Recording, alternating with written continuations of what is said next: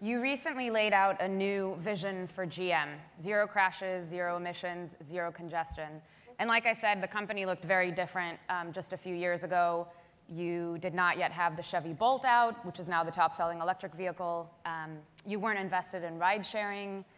And you were actually here just a few years ago on Capitol Hill apologizing for what was then, a big recall that, with faulty ignition switches that led to the death of more than 100 people. Today, you have a very different vision for the company. Let's start just with the first part. In light of everything I just said, what makes you confident that GM can lead the way towards zero crashes? Well, I think there's a lot of technology that are on our vehicles today that are really making the driving experience safer. But I think the real leap is when you look to autonomous. Because autonomous driving, when you look at crashes today, there's 1.25 million people who die in auto crashes in the globe, according to the World Health Organization.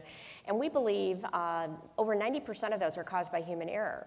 So if you can take an autonomous vehicle and eliminate that type of issues, because you won't have people who are driving while impaired or drowsy, or speeding, and so I think those are all things that really lead you to a place where you can get to zero crashes. And I would also say fundamental to the company, what we went through with the ignition switch recall was a moment in time where the company committed deeply to safety in everything we do. We have a Speak Up for Safety program where employees anywhere around the world can raise an issue if they're concerned about it. And we have great participation, and the great thing is they all put their name to it, because it's become part of who the company is, of driving safety, and as we look at it, even how we engineer vehicles. Can you give an example of how that program has been utilized? Some real... Sure. So we had one, this was great, it was actually an intern who is a car fanatic, saw an issue on one of the CTSVs, so he put it into the Speak Up for Safety. I don't remember the exact technical issue, but he put the issue in. We have a very well-defined, the engineers went through it, studied it, and said, you know what, there's an issue here, we can correct it. Mm-hmm. And so we did a recall. And then we celebrated and he was one of the first people that we recognized to really show the organization, we're serious, we mean it. If you see something you're worried about, tell us.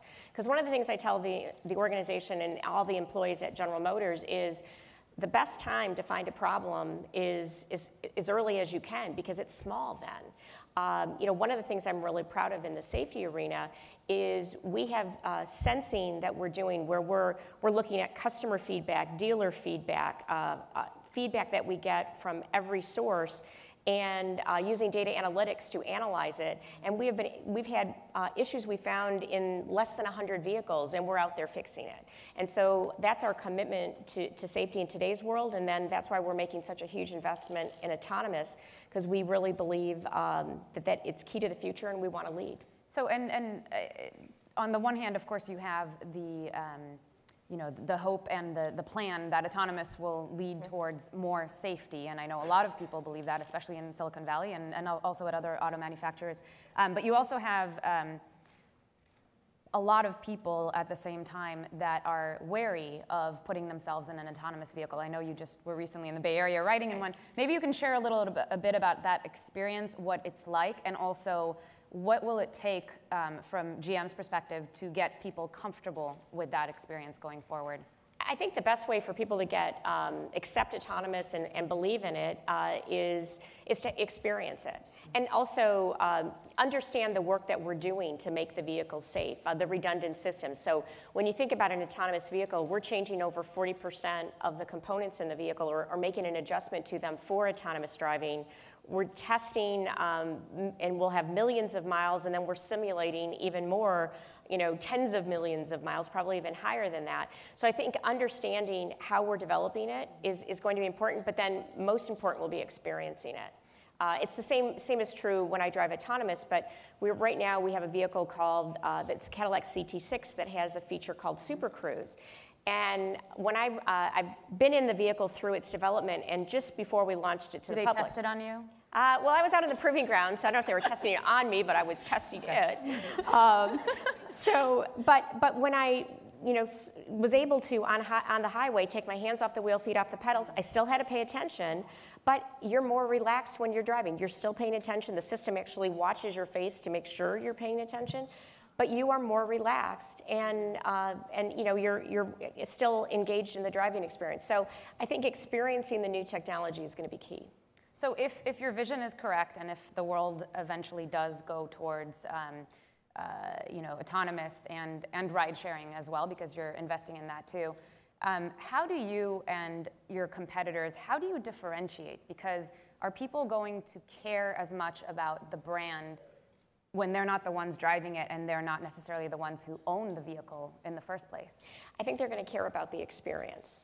You see that in today's ride sharing. You have the opportunity to carpool, you have the opportunity to have an up-level vehicle. And so I think it's going to be the experience, and there's so much more when you think about it. If you're riding and can be completely detached from how you're getting from point A to point B, I think that the things that you can do in the vehicle and giving back people that time is going to be key. With connectivity, we're imagining quite a few things that people will be doing with that time back. How much of this are you taking on, and how much of it are you partnering, like with Lyft, for example?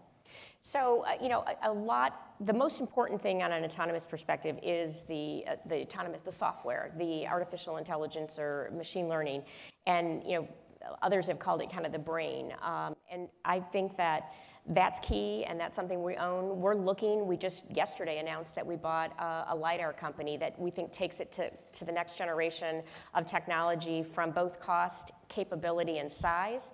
And so we're looking strategically at everything that it takes to do. And we do have a partnership or an investment in Lyft, but we also have Maven, which is the company that is doing car sharing in a number of cities and different configurations. And explain LiDAR for a second, please. So it's the sensing technology that you use, and we believe you need a combination of cameras, radar, and LiDAR to really be able to truly see everything that's happening to make the right decision. Because when you think about autonomous driving, it's really three things. You've got to know exactly where you are, you have to know exactly what's going on around you, and then with that, you have to, the software tells you the correct path to take. So think of that, LiDAR is a key component to knowing exactly where you are and what's going on around you. Excuse me, it's what's going on around you.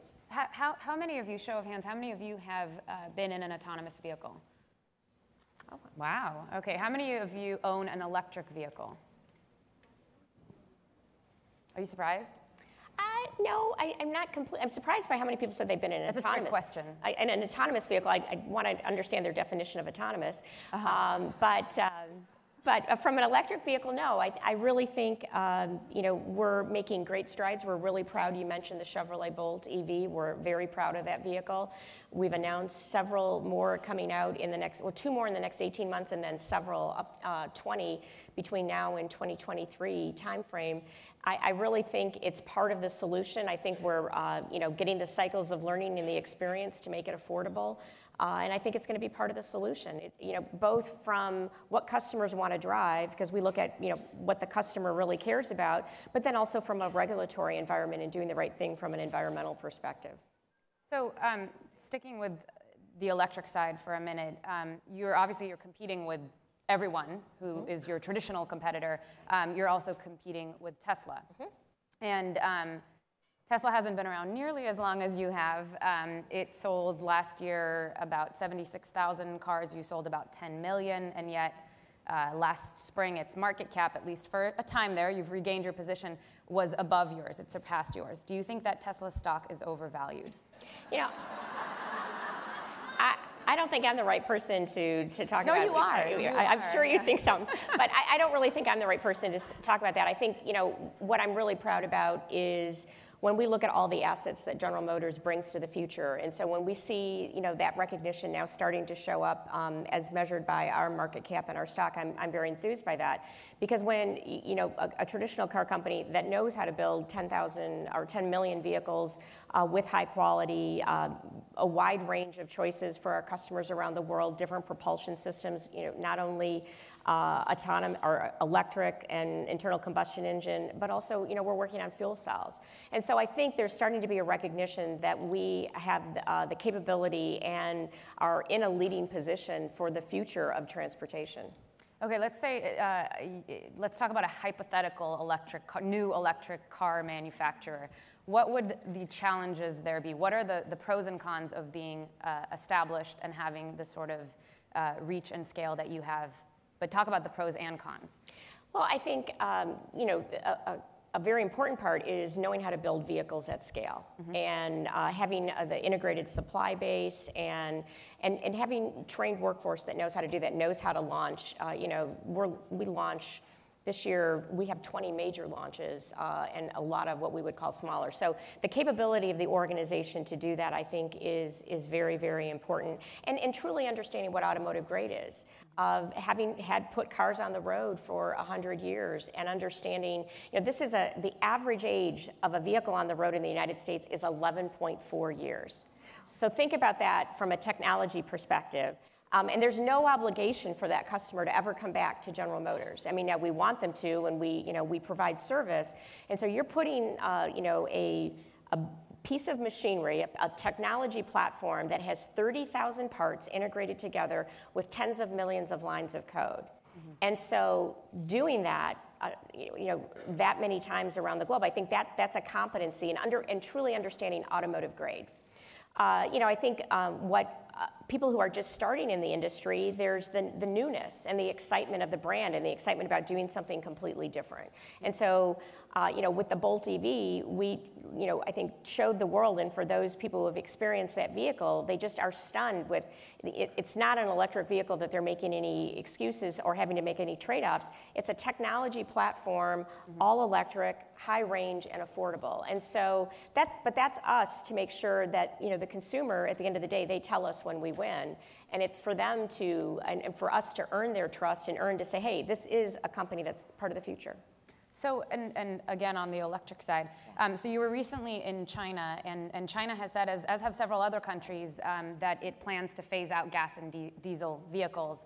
And you took on the Chinese government, or that's sort of how it was portrayed. Explain what happened.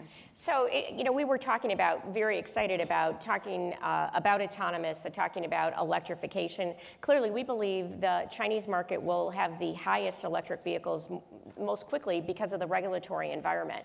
And we are, the launch that we're talking about with 20 new vehicles, we will have those models in China. So we're very committed to an all electric future and the future in the next few years of electric. I think the point I was trying to make that kind of got spun into something a little different was, at the end of the day, you have to make customers happy, and you have to fill their needs. And so, we've encouraged the Chinese government to work with us and work with the industry to make sure we're creating the excitement and the demand for electric vehicles, as opposed to it just being mandated. So it was more of engaging the customer base that I think is so important. How much of China's push for this is political? Because my understanding is that they don't own a lot of or they don't own really any of the patents for hybrid vehicles, for example, and so pushing for all electric is a way of sort of helping the domestic market there. Well, clearly, they've got a very strong auto industry. The auto industry in China is the largest in the world. This year, there'll be over 28 million units sold in China alone.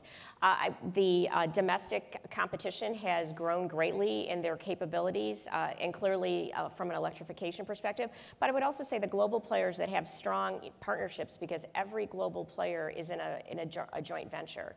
And so that's very important as well. So I think we're going to be competing across all of the regions in China, because there's different levels of maturity. And I also think it's a move from an energy independence perspective as well. Is it political, though? I mean, I don't think it's political. I think it's looking at where the future's going and wanting to have a stronghold. I don't think every country wants to look and make sure that they've got leading technology that's going to create jobs and create a great, strong economy. Okay. Questions from the audience for Mary? Raise your hand, please. And by the way, her daughter is in the room somewhere here. So feel free to ask a question, Rachel. Anybody? Over here, back there, please. Hi, Mary. My name is Geisha Williams. I'm CEO of PG&E Corporation, and I wondered what role you think electric utilities like mine can play in increasing the adoption of electric vehicles. Well, I think a very, very important role, because one of the things when you look at the number of electric vehicles and how quickly we can move is going to be having the charging infrastructure. One of the number one reasons people are a little wary, and from our customer research, is because they're worried about being able to have charging when they need it. So I think a very, very important role, and we're working and reaching out to many of the electric companies to look at how do we do that most efficiently. It's one of the reasons why we're adopting the SAE standard, because we think this network is going to become so important, and for the efficiency, you don't want to have a different charge network for every single automotive company. Another question over here. Hi, Mary. Louise Pentland from PayPal. Okay. Hi. Hi. The company's gone through quite a transformation since the crisis that hit, and we heard from some panels this morning that a lot of people try different things in crisis situations, and not everything sticks. What would you say are the things that have really sustained through this sort of period of transformation for GM? Well, I think one of the things that even the year before we had the crisis, we had worked on our values. And our values before, they weren't wrong, but they weren't something that was unique to GM. And so what we had communicated and rolled out to all employees was our values around the customer, around relationships, and around excellence. And so when we were going through the ignition switch recall, we demonstrated it, because it's easy to talk about your values when everything's going well. If you truly demonstrate them as you go through a crisis, that's when your employee base knows, hey, they mean this, and they want it. So an example of that is the Speak Up for Safety program that continues to grow, about putting the customer in the center. Because we early on, one of the things when you're in a crisis is it's easy to look back now and understand, but it unfolds day by day, and new things come in, and so we committed that we were going to do the right thing for the customer. We were going to do everything in our power to make sure it would never happen again, and we were going to be transparent. And so those were the guiding factors of as we moved through the crisis, but really being able to demonstrate that we were going to live our values. And one of the things I talk about all the time is we're going to do the right thing even when it's hard. And that resonates. I'm so proud of the men and women of General Motors, because they have rallied and stick with it. But one of the things we also do, I talked to the employees in June, after we'd been in the crisis for about 5 months, and we said, and it was right after we had the results of the external investigation, and it was difficult. And we told employees, we're never going to forget this, because we can't allow ourselves to. So for the last 2 years, we have a week where we make sure everybody understands we're not going to forget, and we engage employees in safety and remind them about our obligation to our customers and our commitment to our customers. So I think it's living it. Mary, we are out of time. We need to wrap up, but just one word answer. Yes. Will you always drive a car? Will you always have a car that you can drive that's not autonomous, not entirely? Always? I will. Okay, good. Thank you. Thank you so much. Thank you so much. Thanks, everyone.